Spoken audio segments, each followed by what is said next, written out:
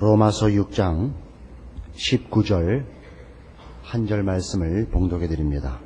로마서 6장 19절입니다. 너희 육신이 연약함으로 내가 사람의 예대로 말하노니 전에 너희가 너희 지체를 부정과 불법에 드려 불법에 이른 것 같이 이제는 너희 지체를 의에게 종으로 드려 거룩함에 이르라. 오늘 우리가 본 로마서 6장 19절에서는 이제 우리가 하나님의 크신 은혜로 받은 우리의 구원, 그래서 마땅히 걸어야 할 그 성화의 중요한 몇 가지 원리를 제시해 주고 있습니다. 너희 육신이 연약함으로 내가 사람의 예대로 말하노니 전에 너희가 너희 지체를 부정과 불법에 드려 불법에 이른 것 같이 이제는 너희 지체를 의에게 종으로 드려 거룩함에 이르라. 우리는 이 문제들이 앞에서 여러 구절들을 통하여 성경이 우리에게 권면하고 있는 권면의 내용들을 여러 각도로 살펴보았습니다. 그런데 이 구원에 관한 문제, 그리고 구원에 포함되어 있는 이 성화 문제가 오해되는 그 방법도 아주 여러 가지입니다.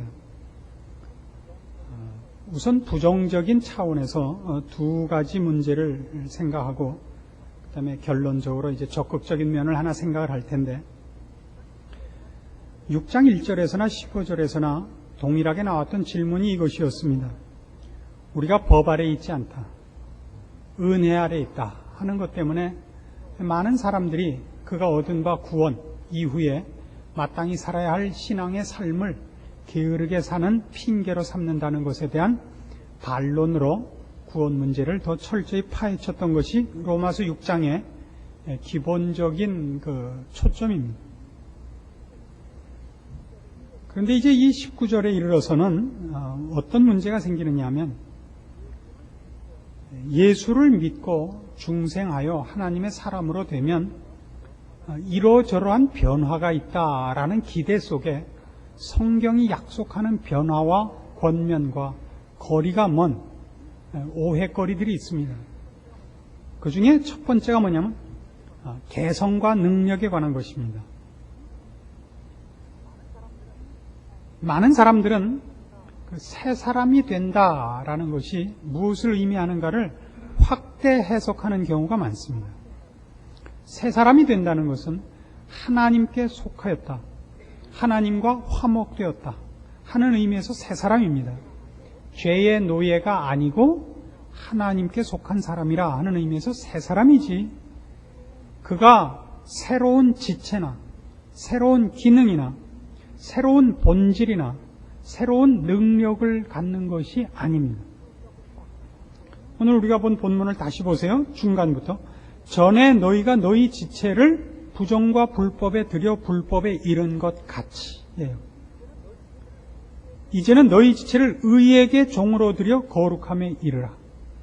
그러니까 우리라는 우리의 어떤 개성, 기능, 성질, 능력 모두를 옛날에 불법에다 우리를 바친 것 같이 의에게 바치는 것이지 이것들이 몽땅 새 것으로 바뀌는 것이 아니라 말입니다.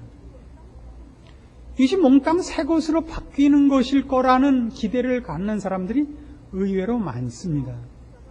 그래서 우리가 신자가 된 이후에도 죄가 우리 마음속에 일어나는 것을 경험하고 죄를 실제로 짓기도 합니다. 옛날에 우리 죄 짓던 우리와 도대체 뭐가 변했나 싶은 것이 신자된 어떤 의미에서는 현실입니다. 우리는 그런 생각이 들고 그런 실패를 할 때마다 우리는 아직 중생하지 못한 것이 아닌가라는 오해를 하기도 하고, 또 어떤 이들은 마땅히 구원을 얻었다면 이러저러한 만큼 되어야 한다라는 것을 변해야 되는, 새롭게 가지는 어떤 선물로 우리를 부추기는 이들이 많습니다.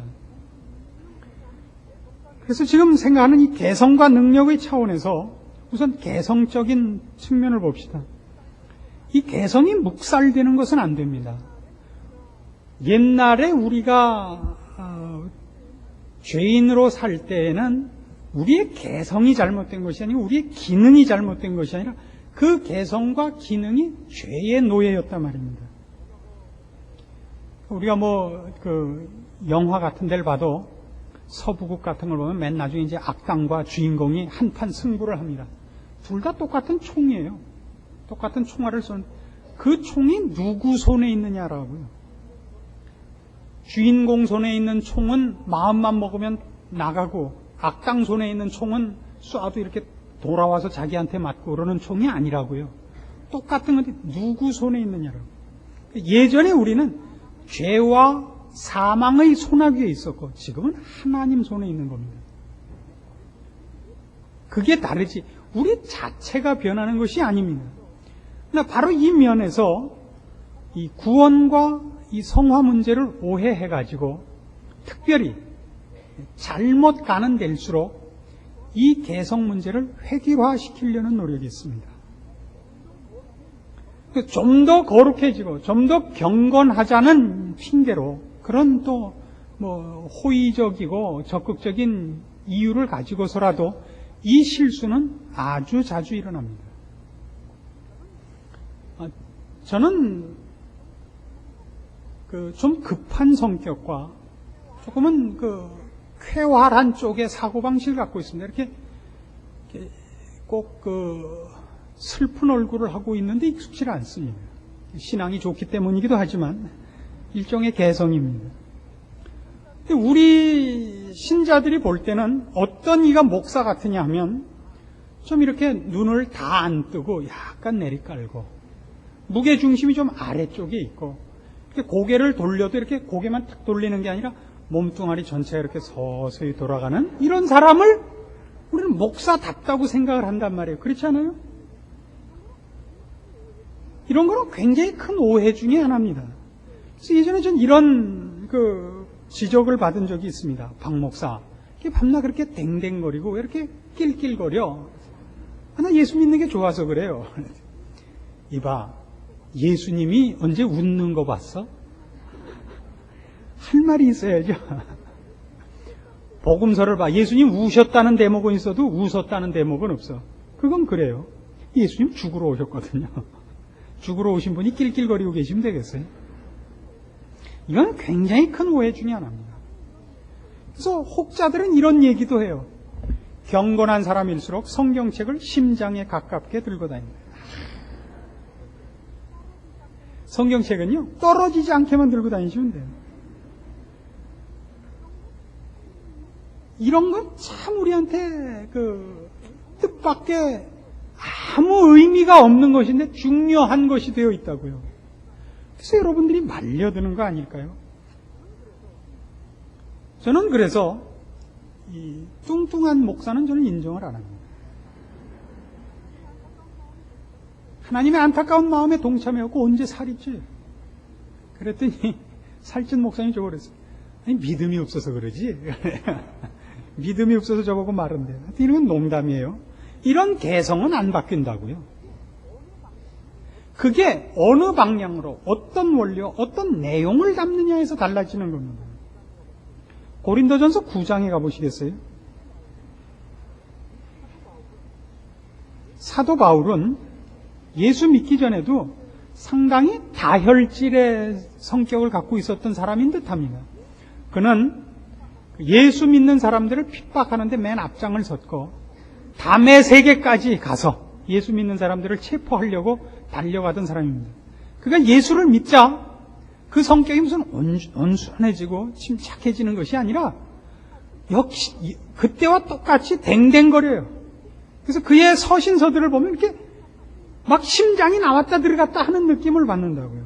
고린도전서 9장 13절. 이 내용은 뭐냐 하면 사도 바울이 그의 복음 전하는 일을 하면서 바울로 인하여 예수를 믿게 된 사람들이 그의 필요한 것들을 도운 문제로 인하여 야기된 문제입니다. 왜? 복음을 전하고 말하자면 대가를 받느냐? 우리식으로 얘기하면 목사는 왜 설교하고 월급을 받느냐? 그런 식의 이제 비난을 받게 됐어요. 13절. 성전의 일을 하는 이들은 성전에서 나는 것을 먹으며 제단을 모시는 이들은 제단과 함께 나누는 것을 너희가 알지 못하느냐? 이와 같이 주께서도 복음 전하는 자들이 복음으로 말미암아 살리라 명하셨느니라. 이건 당연한 일이다. 그래 놓고 15절. 그러나 내가 이것을 하나도 쓰지 아니었고 또 이 말을 쓰는 것은 내게 이같이 하여 달라는 것이 아니라 내가 차라리 죽을지언정. 그런 이 침 튀기는 모습을 보세요, 지금. 바울은 그의 성격이 하나도 변한 게 없어요. 그 개 같은 성격이 그대로 남아있어요. 이게 개성이죠. 고린도전서 16장 가보시겠어요? 바울이 얼마나 혈기 왕성한 사람인가를 보십시오. 고린도전서 16장 21절. 나 바울은 친필로 너희에게 문안하노니 만일 누구든지 주를 사랑하지 아니하거든 저주를 받을지어다. 이거 사도가 이런 말씀은 되겠어요? 그렇죠? 그러나 보세요. 얼마나 그의 옛날 예수 믿는 사람들을 핍박할 때 극성스럽던 모습이 주를 위해서 또 극성스럽게 그냥 살아있는가를 보세요. 개성은 변하지 않습니다. 이건 오해하지 마세요. 여러분 마음속에 있는 옛 죄의 성품이 발동하는 것과 그 내용들, 새로운 내용들이 여러분이 가지는 고유한 어떤 형태를 가지는 건 달라요. 형태라는 건 그릇이고 그것을 나르는 수단이고, 나르는 수단은 언제나 여러분은 말하자면 네모난 상자에 담고 냈으면 네모난 상자라는 건 바뀌잖아요. 담는 내용이 달라지고 그 내용을 어디로 운반하며 누구를 위해서 하는가가 다른 거예요. 이 개성은 그대로 남는다 그랬더니 그놈의 개성 말고 그 원래 담겨 있었던 내용, 옛 성품을 계속 고집하면서 내 성격은 아무도 못 고쳐. 그건 성격이 아니라 옛날 성질이에요. 옛날에 가졌던 옛 성품을 발휘하라는 것이 아니라 그것을 발휘하는 모습은 같다 말이죠. 그건 능력이라는 면에서도 그렇습니다. 예수를 믿고 나면 능력이 확 생기거나 바뀌지 않습니다. 옛날에 이렇게 그저 작은 그릇이었던 사람은 예수 믿고 나서도 작은 그릇입니다. 큰 그릇이었던 사람은 예수 믿고도 큰 그릇입니다. 여기서 중요한 것은 큰 그릇과 작은 그릇의 차이를 성경은 그렇게 중요시하지 않는다는 사실입니다. 요한계시록 3장 가보실까요? 요한계시록 3장 8절. 볼지어다 내가 네 앞에 열린 문을 두었으되 능히 닫을 사람이 없으리라. 내가 네 행위를 아노니 네가 적은 능력을 가지고도 내 말을 지키며 내 이름을 배반치 아니하였도다. 필라델피아 교회는 적은 능력밖에 없었으나 하나님께서 그 앞에 열린 문을 둔 그런 복된 교회였습니다. 예수를 열심히 믿고 매달리면 능력이 커지지 않습니다. 이건 여러분 절대 오해하지 마십시오. 그래서 예수 믿고 난 다음에도 작은 모습으로 살고 있는 것을 몰아붙이지 마십시오. 믿음이 없기 때문이라고 몰아붙이지 마시라고요. 주성호 목사님이 이제 작년에 개척을 하시고 나가셔서 개척하는 교회가 그렇게 많이 모이질 않아요. 지금 35에서 한 40명쯤 모여요. 주 목사님 행복하게 열심히 하고 계시고. 근데 제 주변에서는 자꾸 저한테 와서 이런 고자질을 해요. 주 목사님 왜 그거밖에 안 돼요? 큰일 났네요. 뭐가 큰일 났단 말이에요? 목사님 하셨을 때는 첫날부터 300명이었죠. 그게 능력의 문제가 아닌 거예요. 능력이란 3,000명, 30명의 구별이 아니라 30명을 주님의 마음으로 기쁘게 감수하고 있는 게 능력이에요. 왜 나는 30명밖에 안 오느냐? 나도 3,000명 모이게 나도 널뛰겠다. 이러면 넘어가는 거죠. 사도 바울도 그렇고 저도 그렇습니다만 저도 제가 하는 제 실력이나 제 능력에 비해서는 성도들이 많은 교회를 섬기게 됐고 바울도 많은 일을 하게 됐는데 바울은 끝까지 자신을 능력 있는 사람으로 치질 않습니다. 하나님이 자신을 은혜의 표준으로 썼다고만 이해하고 있습니다. 나를 사도 삼아서 하나님의 은혜가 얼마나 큰가를 보여줬다고 되어 있지 바울이 힘이 많아서 능력이 많아서 하나님이 미처 못 구하신 영혼을 대신 구해왔다고는 성경에 돼 있는 데가 없다고요. 제발 좀 오해하시지 말라고. 조영기 목사가 능력이 있다든가 곽선희 목사님이 능력이 있다는 얘기는 성경에는 없는 얘기라고요. 그런 미친 소리들 좀 하지 마세요. 능력 있으려고 그러죠. 순종하려고 그러라고요. 예전에 여러분이 여러분을 불법에 바친 것 같이 이젠 의에게 여러분을 바치라고요. 그 이외에는 성경은 요구하는 것도 없고 약속하는 것도 없다고요. 근데 어디서 이 빌어먹을 능력 얘기가 나와가지고 좀 정말 미치고 환장을 하겠어요. 이게 안 없어진 성격인데 거룩한 일을 위해서 이렇게 쓰이는 거예요. 잊지 마시라고요. 잊지 마시라고. 그래서 능력 받으러 다니시지 말라고요. 참으로 크게 오해하는 것 중에 하나입니다. 그 다음에 부정적으로 두 번째로 우리가 생각해야 될 것은 우리가 새 것을 받지 않는다 그랬죠. 이 성화는 여기 오늘 본문에 말씀한 것 같이 우리가 해야 할 일입니다. 전에 너희가 너희 지체를 부정과 불법에 드린 것 같이 이제는 너희 지체를 의에게 종으로 드려라요. 드려라. 우리가 할 일이지. 그것을 체험하거나 감동하는 것이 아닙니다. 울거나 기도할 문제가 아니에요. 여기서 기도한 문제가 아니라는 것은 조심스럽게 이해를 하십시오. 요한일서 2장으로 가보십시다. 우선 무슨 뜻인가를 좀 이해하고 신약성경 388페이지 요한일서 2장 4절입니다. 저를 아노라 하고 그의 계명을 지키지 아니하는 자는 거짓말하는 자요 진리가 그 속에 있지 아니하되 누구든지 그의 말씀을 지키는 자는 하나님의 사랑이 참으로 그 속에서 온전케 되었나니 이로써 우리가 저 안에 있는 줄을 아노라. 저 안에 거한다 하는 자는 그의 행하시는 대로 자기도 행할지니라. 이건 아니란 말이에요.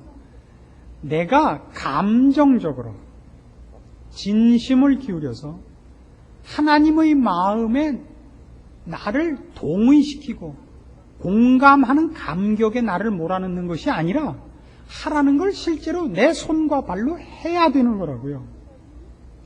내 손과 발로 해야 되는데 우리는 감정적인 감동에 가는 것으로 내가 할 일을 다 했다 그래요. 예를 들면 기도가 그 중에 가장 오용되는 것 중에 하나예요. 난 기도했다. 난 울었다 이거예요. 기도하지 말고 울지 말고 그렇게 하라고요. 온유하고 겸손하라고요. 울지 말고. 그러니까 이렇게 싸워요. 신자끼리 싸우다가 한쪽에서 이런다고요. 하나님은 다 아실 거예요.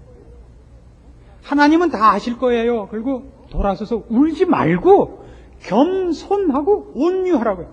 아, 제가 잘못했어요. 제가 그냥 그만 이렇게 말이 뿅 나왔어요. 용서하세요. 그러라고요. 하나님은 다 아실 거예요. 저는 사랑하려고 그랬던 거예요. 그리고 돌아서 울지 말라고. 그러면 나는 정당하고 상대방은 악당이 된다고요. 아시겠어요? 그러지 말고 겸손하고 온유하라고요. 네, 절 용서하세요. 그렇게 말하라고요. 기도하지 말고 울지 말라고요. 그럼 우린 기도하고 울어요. 뭘 안 하고? 겸손하고 온유하고 인내하고 사랑하지 않아요. 정직하고 근면하지 않아요. 뭐만 해요? 방구석에 앉아서 울고 기도만 하고 자빠졌어요. 베드로 후서 1장에 갑시다. 그 요한일서 바로 앞이 베드로 후서예요. 베드로 후서 1장 3절 보세요. 그의 신기한 능력으로 생명과 경건에 속한 모든 것을 우리에게 주셨으니 이는 자기의 영광과 덕으로서 우리를 부르신 자를 알므로 말미암음이라. 이로써 그 보배롭고 지극히 큰 약속을 우리에게 주사 이 약속으로 말미암아 너희로 정력을 인하여 이 세상에서 썩어질 것을 피하여 신의 성품에 참여하는 자가 되게 하려 하셨으니 이러므로 너희가 더욱 힘써 너희 믿음의 덕에 지식에 절제를, 절제에 인내를, 인내에 경건을, 경건에 형제 우애를, 형제 우애에 사랑을 공급하라. 실제적인 거예요. 성화는 어떻게 해야 하냐면 우리가 실제로 해야 돼요. 결심하고 감격하지 말고 울지 말고 그걸 해야 돼요. 혈서 쓰고 머리 깎고 머리에 혈서 쓴 이거 충성 오직 신앙으로 살자 이렇게 이마에다 수건 매지 말고 그렇게 살라고요. 여기 있는 바와 같이 믿음의 덕의 지식을, 지식의 절제를, 절제 있는 9구단 외우듯이 2단 외웠으면 3단 외우고 3단 외웠으면 4단 외우고 9구단 꺼내놓고 울지 말고 울면 뭐가 보여요? 눈 크게 뜨고 약손 꺼내갖고 나오는 눈물 다 닦아내고 눈을 크게 뜨고서 2는 4, 2, 3은 6 외우라고요. 좀 그렇게 사시라고요. 그래서 여러분들이 좋아하는 데가 어디냐면 그런 데요. 이렇게 가서 한바탕 울고 이렇게 그리고 돌아와서는 개판이란 말이에요. 변한 게 없었는데 가서 울고 자빠지고 오는 건 참 좋아해요. 감격하고 오시지 말고 이렇게 똑바로 정신을 차리고 듣고 가셔서 그렇게 하나씩 사시라고요. 목사가 멋있게 생기면 안 돼요. 넋이 빠져서 뭘 들었는지 모르고 온다고. 목사님 넥타이 멋있더라. 이마박 잘생겼더라. 그런 건 잊으시라고요. 바뀌셔야죠. 내가 들을 말 듣고 고칠 거 확인해가지고 와서 바꾸셔야죠. 8절 보세요. 뒤를 이렇게 이어가고 있어요. 이런 것이 너희에게 있어 흡족한 즉 너희로 우리 주 예수 그리스도를 알기에 게으르지 않고 열매 없는 자가 되지 않게 하려니와 이런 것이 없는 자는 소경이라 원시치 못하고 그의 옛 죄를 깨끗게 하심을 잊었느니라. 그러니까 구원 얻은 게 뭔지 모르는 자들이래. 이런 거 안 하고 있는 왼수들은. 분명해지셨어요? 이걸 하셔야 돼요. 뭐 하라 그랬죠? 믿음의 덕의 지식을, 지식의 절제를, 절제의 인내를, 인내의 경건을, 경건의 형제 우애를, 형제 우애의 사랑을 한 단계 한 단계 하세요. 여기 있는 거 집에 갖다 이렇게 써놓고 외우시고 그렇게 하세요. 이렇게 안 하는 자는 소경이라고요. 소경. 장님이고 미련한 자들이에요. 그가 구원을 얻은 게 뭔지를 잊은 자들이라고요. 10절 그러므로 형제들아 더욱 힘써 너희 부르심과 택하심을 굳게 하라. 너희가 이것을 행한 적 언제든지 실족지 아니하리라. 이같이 하면 우리 주 곧 구주 예수 그리스도의 영원한 나라에 들어감을 넉넉히 너희에게 주시리라. 이것이 구원입니다. 그래서 오늘날 우리 한국교회의 큰 병폐 중에 하나는 예수를 믿고 구원을 얻었습니다. 이제 죽어도 천국 갈 자신이 있습니다. 그러면 그다음에 금방 전도하러 내버리는 거예요. 전도해야 돼요. 본인이 커야 된다는 것은 도무지 없어요. 교회들이 전부 그저 예수 믿었습니다. 그러면 너 나가서 또 하나 잡아라. 또 하나 잡아라. 그 그냥 사람들만 잡아갖고 얼라들만 가득해요. 큰 게 없어요. 도무지 교회 안에. 믿음에 무슨 여기 있는 지식과 덕과 절제, 인내 어떤 이런 고급한 신앙의 부요함이 없어요. 뭘 몰라서 그런지 아세요? 한국교회는 아직도 구원을 제대로 이해 못하는 것 같아요. 구원의 가장 기본적인 것들은 물론 분명히 갖고 있고 예수 그리스도와 하나님의 은혜를 분명히 이해하고 있지만 이 부요함을 모르고 그래서 신자가 갖는 책임이 너무 가벼워졌어요. 헌금하고 기도하고 전도하면 다 되는 게 됐어요. 그건 훨씬 쉬운 겁니다.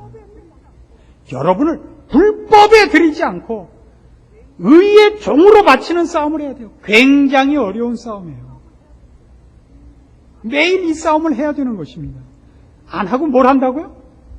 지들끼리 모여서 꼭 울고 기도하고 사우나하고 나온 것 같이 시원하다 그러고 나서 또 다음 떼낄 때까지 다음 목욕할 때까지 또 만판 노는 거예요.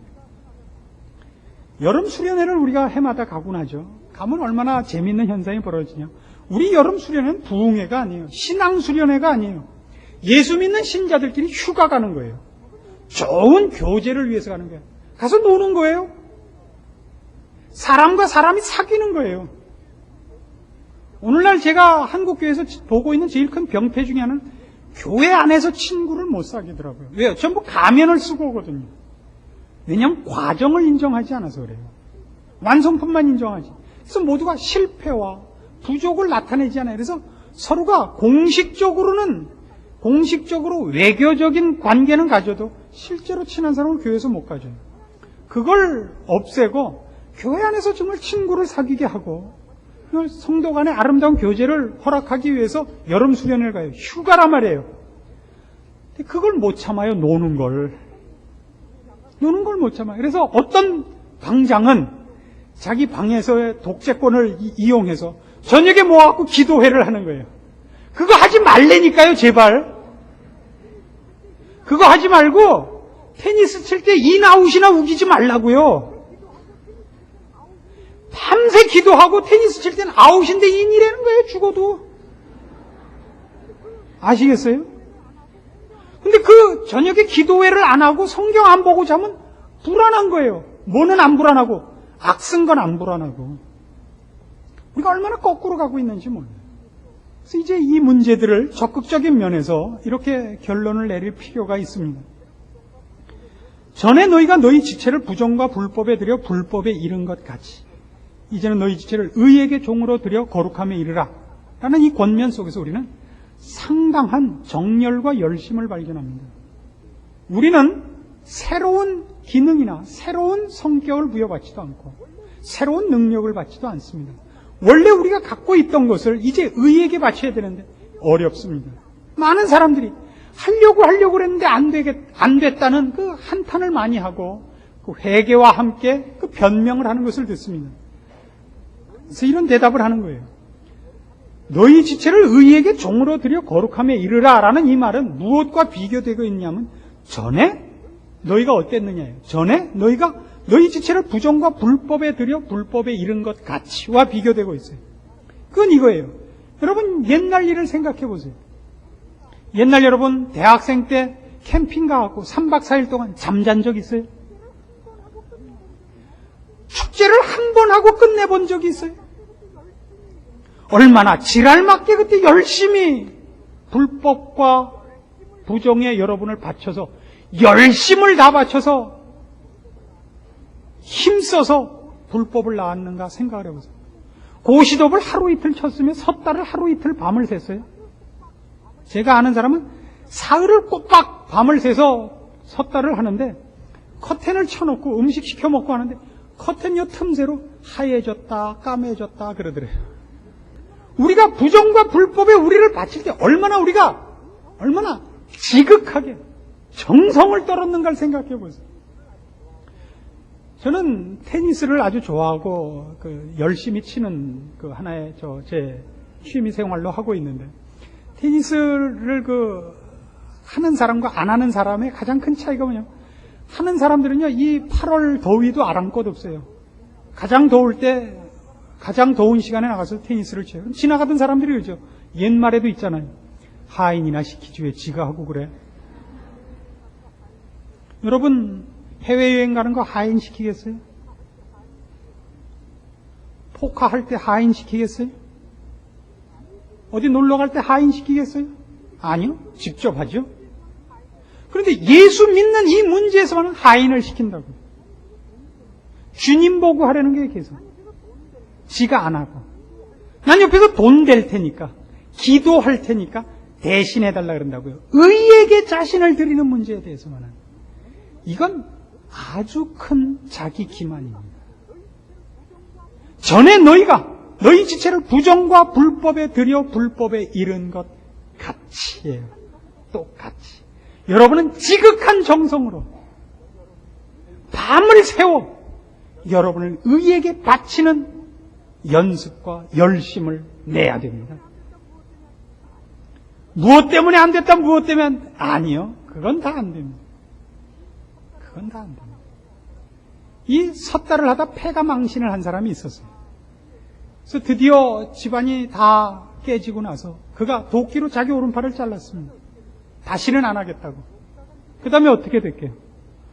여기다가 끼고 했다는 거 아닙니까? 섣달을. 부정과 불법에 우리가 우리 지체를 바칠 때의 열심을 여러분 아시죠? 요만큼만 틈이 나면 뛰어갔던 생각 안 납니까? 김유신이 탔던 말이 천관녀의 집으로 갔던 그 열심으로 여러분을 의에게 바쳐야 됩니다. 무엇 때문에 안 되냐, 무엇 때문에 안 되냐, 전부 다 핑계입니다. 그건 핑계입니다. 이규태 씨가 쓴 한국인의 의식구조 속에 이런 예화가 하나 나옵니다. 한국 사람들은 핑계를 잘 댄다는 얘기 속에 이런 게 나와요. 한문 교육에 관한 얘기가 나옵니다. 저도 그 피해를 입은 사람 중에 하나입니다만, 우리가 중고등학교를 다닐 때 문교부 장관이 바뀔 때마다 한문 교육을 해라, 한문 교육 없애라, 한문을 넣었다 뺐다 하는 바람에 한문을 제대로 배운 게 없어서 제 이름 한자 정도밖에 모른단 말이에요. 그러니까 신문을 보면 대강 눈치로 때려잡는 거죠. 이런 피해를 본 사람이 많아요. 어느 해인가 그 연말에 시상하는 골든 글로브상, 그 11명의 이제 야구 선수에게 주는 골든 글로브상 시상식에서 어떤 여자 가수가 유격수 부문 당첨자를 뽑는 데서 쪽지를 열고 크게 읽었죠. 김재전. 그 여자분도 틀림없이 저만큼밖에 한문 실력이 없었던 거예요. 김재박을 김재전으로 읽었어요. 그래서 이제 그런 망신을 당하면 우리 그런다고요. 그때 문교부 장관이 배우지 말라 그래서, 문교 정책이 그래서, 이래서 저래서. 이규태 씨가 거기다 아주 잘 지적한 게 이것이었어요. 누가 누구 책임인가를 묻지 말고 이렇게 한번 물어봐라 이거예요. 그래서 지금 누가 손해인가? 그래서 누가 손해인가? 한문 모르는 내가 손해지요. 문교부 장관이 무슨 손해예요? 그 사람 다 해먹고 이제 은퇴해서 잘 먹고 잘 살고 있는데. 한문 모르는 건 난데요. 똑같은 권면을 여러분에게 할 수밖에 없습니다. 여러분이 의에게 여러분을 순종시켜서 거룩을 만들어내는 이 싸움은 여러분이 무슨 핑계를 대서라도 안 할 수 있는 겁니다. 그러면 여러분 손해입니다. 어느 만큼 열심을 내냐면 예전에 여러분을 부정과 불법에 들였을 때의 열심과 비교를 하세요. 아무것도 여러분을 말릴 수 없었던 걸 기억하십니까? 아무것도 여러분을 말릴 수 없었어요. 기억나세요? 아무것도 여러분을 말릴 수 없었던 거. 007이라는 영화가 들어왔었는데 저희 고등학교 때 1편을 보고 너무 재밌어갖고 그 다음 편이 오기를 기다렸는데 드디어 두 번째 영화가 왔어요. 닥타노가 나왔어요. 첫 번째 위기일발, 두 번째 닥타노. 가야겠는데 미성년자 입장 불가해요. 그래서 어떻게 갈게요? 학교 공부 시간에 친구하고 공과로 외출 허가를 받아서 제가 밴드부였는데 무슨 밴드부에 무슨 핑계를 대가지고 공과 외출증을 끊어서 집에 가서 사복으로 갈아입고 짠 하고 들어가 봤죠. 아무것도 우리가 옛날에 우리를 부정과 불법에 들이는 열심을 막지 못했던 걸 기억하시죠? 그 열심으로 의에게 여러분을 바치십시오. 이렇게 해놓고 보면 문제는 분명해집니다.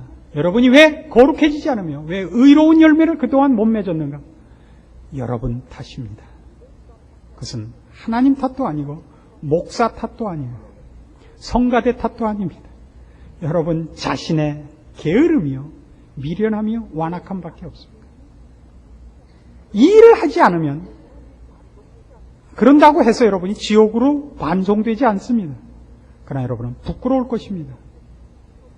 여러분은 하나님 만나는 그날 부끄럽게 그 앞에 설 것입니다. 그리고 주를 만날 날은 조금 남았습니다. 여러분에게 허락된 구원, 여러분이 서 있는 신자라는 위치, 부디 지혜롭게 이해하시고 지혜롭게 분별하셔서 신자다운 길을 걸어 기쁨과 자랑 속에 주 앞에 서기를 권합니다. 기도하십시다. 하나님 아버지 은혜를 감사합니다. 우리로 하나님의 자녀 되게 하시고 성화의 길을 걷게 하시며 영광과 존귀의 삶을 살게 하셨습니다. 우리로 지혜를 주시고 분별을 주시며 열심을 품고 주를 섬기게 하시옵소서.